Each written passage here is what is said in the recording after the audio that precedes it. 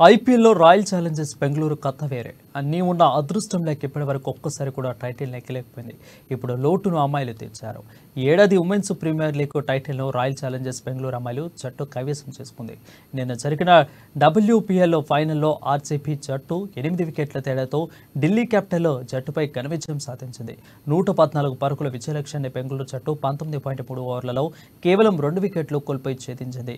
RCB చేజింగ్లో top అటట్ రాణించింది. ఇక opener captain Smriti Mandhana 31, Sophie Devine 32, Ellyse Perry 35, Richa Ghosh 17 పరుగులు చేసి జట్టును విజయపథంలో నడిపించారు. ఇక ఢిల్లీ బౌలర్లలో శిఖా పాండే 1, మినుమణి 1 వికెట్ తీశారు. ఈ విషయంలో రాయల్ ఛాలెంజర్స్ బెంగళూరు ఫ్రాంచైజీ ఆనందోత్సవాల్లో మునిగి తేలుతుంది. WPL ట్రోఫీతో పాటు రాయల్ ఛాలెంజర్స్ బెంగళూరు అమ్మాయిల జట్టుకు 6 కోట్ల ప్రైజ్ మనీ లభించింది. రన్నరప్గా నిలిచిన ఢిల్లీ క్యాపిటల్స్కు 3 కోట్ల ప్రైజ్ మనీ దక్కనుంది.